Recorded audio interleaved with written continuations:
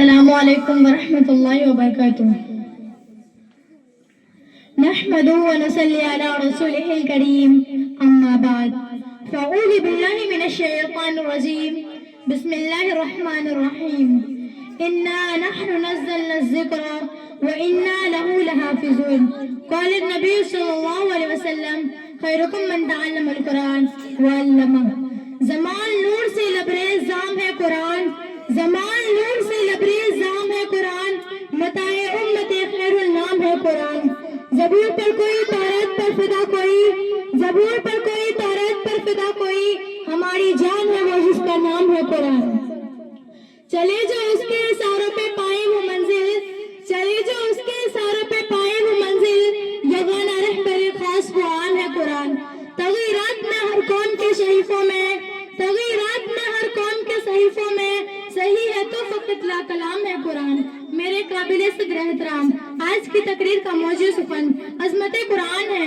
قرآن ایک ایسی کتاب ہے جس نے انسانوں کو بستی سے اٹھا کر بلندی کی چوٹیوں تک پہنچا دیا۔ رب کون ہے یہ قرآن نے بتایا، اے انسان تو دنیا میں کس لیے آیا یہ قرآن نے بتایا، تو دنیا میں زندگی کس طرح جینا ہے یہ قرآن نے بتایا۔ قرآن سے زیادہ جامع کتاب دنیا میں کوئی نہیں۔ قرآن کا مقابلہ توریت نہیں کر سکتا، قرآن کا مقابلہ زبور نہیں کر سکتا، قرآن کا مقابلہ انجیل نہیں کر سکتا، قرآن کا مقابلہ صحیفہ ابراہیم نہیں کر سکتے۔ اللہ کے نبی صلی اللہ علیہ وسلم نے ارشاد فرمایا، فضل کلام اللہ علی سائر الکلام کفضل اللہ علی خلقہ، کہ اللہ کے کلام کی فضیلت سارے کتابوں پر اس طرح ہے جیسا کہ اللہ کی فضیلت تمام مخلوق پر ہے۔ گویا کلام اللہ تمام کلاموں کا صدر ہے۔ ظاہر ہے کہ صدر کا مقام سب سے اعلیٰ و بہتر ہوتا ہے، اس میں کلام نہیں، کلام الہی امانت دیانت عزت و عفت عظمت و عفت مدت و محبت مروت و سجاعت اخوت و انسیت رحم و کرم دار و دہش فلاح انسانیت کا درس دیتا ہے۔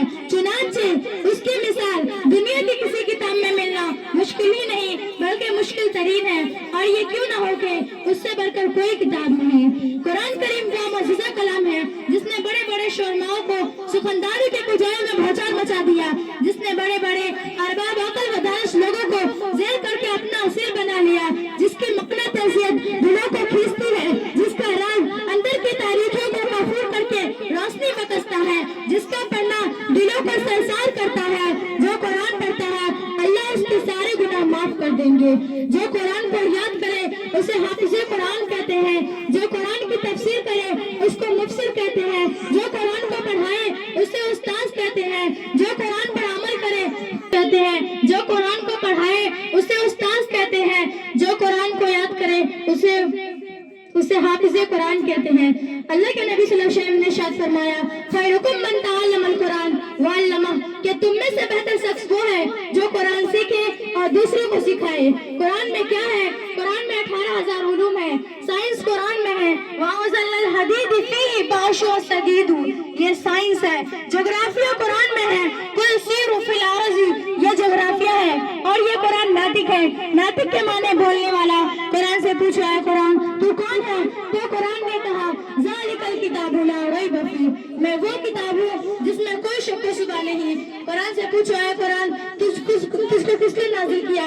تو قرآن نے کہا، اِنَّا نَحْنُ نَزَّلْنَا الذِّکْرَ، کہ اے لوگوں مجھے اس رب نے نازل کیا جس کی حکومت ساتوں زمین و آسمان پر چلتی ہے، چاند و سورج اس کے حکم کے تابع ہے، جنت و جہنم اس کے حکم کے تابع ہے۔ قرآن سے پوچھو اے قرآن تجھ کو کس پر اتارا؟ تو قرآن نے کہا، اِنَّا لَهُ لَحَافِظُونَ، کہ اے لوگوں مجھے اس شخص پر اتارا جس کی طفیل ساتوں زمین و آسمان بنی، جس کی طفیل جنت و عرش بنی۔ قرآن سے پوچھو اے قرآن تیری حفاظت کا ذمہ کس نے لیا؟ تو قرآن نے کہا، اِنَّا لَهُ لَحَافِظُونَ، کہ اے لوگوں میری حفاظت کے متعلق کیا پوچھتے ہو؟ بڑے بڑے ادیب پیدا ہوئے، بڑے بڑے شاعری پیدا ہوئے، بڑے بڑے عربی کے فقیہ و بلیغ پیدا ہوئے، لاکھوں اربوں لوگ پیدا ہوئے، مجھے مٹانے کے لیے، مجھ سے مقابلہ کرنے کے لیے کئی دشمنان اسلام پیدا ہوئے، مجھے مٹانے کے لیے، مجھے روح بدل کرنے کے لیے، مجھے مٹانے والے خود مٹ گئے، مجھ کو مٹا نہ سکے، کیونکہ میری حفاظت کا وعدہ خود رب کائنات میں لیا تھا۔